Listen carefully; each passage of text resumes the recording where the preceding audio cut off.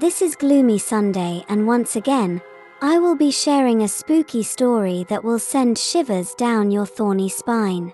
Sit back, relax, and enjoy. This event happened to my dad and to one of my grandmas. We are from Guam. It was the 1950s, and my grandma would often sleep at their farm, watching over the cattle and taming the garden. The farm was separated from the village by the highlands. Thus, traveling in between often took a considerable amount of time. Due to the terrain, my grandma would often stay at the farm for 3 to 4 days before heading back to the village. One day in particular, my dad, who was 10 or 11 at the time, was sent off to accompany my grandma. When my dad arrived, he helped my grandma with the farm's work. Although the day went by normal, it soon changed as night approached. As the sun set in the horizon, Grandma quickly told my dad to get inside. My dad, who liked to stay out late, insisted that he stayed out longer, but Grandma refused and scolded him to get inside. Dad did what he was told. Grandma quickly prepared dinner, and afterward went to sleep. With the presence of the sunlight still sneaking through the cracks of the wooden house, my dad was unable to fall asleep. His eyes opened widely, staring into the ceiling as he laid next to my grandma in frustration. Eventually, my dad did fall asleep, but his sleep was short-lived. The sounds of footsteps alluring from the rooftop woke him up. My dad turned to my grandma, who was also awake at the time. Grandma told my dad to shish, just as he was about to ask what it was. Grandma told Dad to pretend as though he was asleep. The stepping from above grew louder and more vicious. It soon was followed by a monkey-like screech, which terrified my dad. My dad was really scared at this time. He hurled his blanket over his face. Moments later, the sounds stopped. My dad, scared but yet curious, asked my grandma what it was, and my grandma responded that it may have been a monkey, or to be more accurate, a monster monkey. Grandma and Dad both made it through the night. Morning arrived, and Dad insisted that they both head back home. My grandma, however, replied that she cannot grant my dad's request due to the long journey back to the village. Grandma also said that she still had to watch over the farm. Being a frightened kid, my dad asked my grandma multiple times throughout the day, even cried one time as he shared. My grandma eventually gave in after the discovery of the death of multiple chickens. The presence of blood and plucked feature indicated that they were preyed on. Grandma responded to my frightened dad that they would head back tomorrow because she still had some things to take care of and that they won't be able to make it to the village before nightfall. The day went by quickly. Soon, dusk approached and Grandma, again, told my dad to come inside before the sun sets. This time, my dad quickly obeyed and hurried inside. Before he did, Grandma noticed something over the horizon and pulled my dad's attention toward it. Dad looked and to his surprise saw a person-like figure. Dad turned to Grandma and asked who the person was. Grandma stumbled and in an instant chill, whispered that what was approaching them was not a human, but rather, perhaps the creature that troubled them yesterday. Goosebumps rushed through my dad's body as he panicked. At a closer glance, the creature was indeed not a person, but what appeared to be an ape-like creature, walking up straight like a human, but yet in a humpback posture. The creature hurried down, straight toward the farm site. Instead of sleeping in the small hut for the night, Grandma made a hasty decision. She built a small fire, boiled leftover in a pot, grabbed what she can, locked the doors, and headed straight to the cattle's pen. The cows had a mini shelter where they slept. Grandma quickly hurried herself and my dad in and buried the entrance with dried banana leaves. Grandma told my dad to stay very put and quiet. For extra insurance, Grandma held tightly to the wheat scythe she brought with her. The creature that lurked them made its presence as it circled the farmhouse.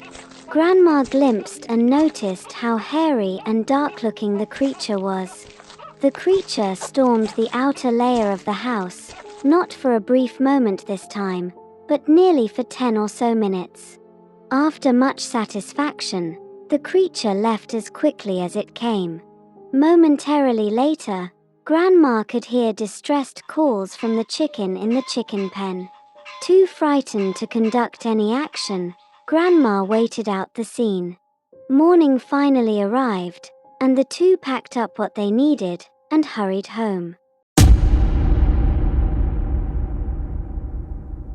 Now on to the next spooky story. This is a true story that occurred when I was still a little girl in the 90s in Taiwan. We were a very close-knit community and words passes out quickly, even to young and innocently troublesome kid like me. In our neighborhood, a lady was coming home from a visit to a friend's house. When she reached the front step of her house, she fainted into a coma and was announced dead at the hospital a couple of hours later. She was married at the time with lots of grown-up kids, whom already have their own kids too. Thus, she's a grandma. They said her husband cried like a baby for hours. After a terrible, long while he became pale white, shivering, and couldn't weep anymore.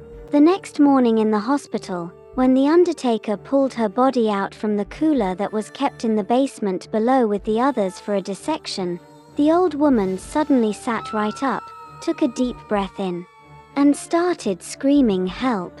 Help me!" Everyone in that room ran for their lives. They were so shocked and almost pooping their pants in fright. The doctor called her husband, and within a couple of minutes, all the relatives was at the hospital's waiting room, waiting for their turn to see how she was doing. That's just the first part of the story. The second part is she became better and started walking, talking, being normal like before. She told her story. When she got to her front yard, she felt coldness all of a sudden, and started feeling lightheaded. Then, she tried to make it into her house so she could sit down and relax, but her body shut down on her, so she fell onto the ground. Moments later, she said she recalled it was like being locked up in a big dark closet. She couldn't see or feel anything, but she could hear people crying and calling her name over and over. Then she heard a familiar voice said in Chinese, "Come on. Hold my hand and come with me." She said she couldn't see anybody, but she reached her arms up anyways. Someone grabbed it and pulled her up from her body, which was lying down at the hospital's emergency room. Before she flew up past the ceiling, she saw her body and all the doctors trying to help her out. Then, she saw the hospital roof, the entire city, the world, the clouds, and then finally, heaven. Just like how they showed it in most movies. When she reached heaven's gate, she realized that the voice she heard, and the hand that grabbed hers, was her old ex-boyfriend from when she was much younger and beautiful.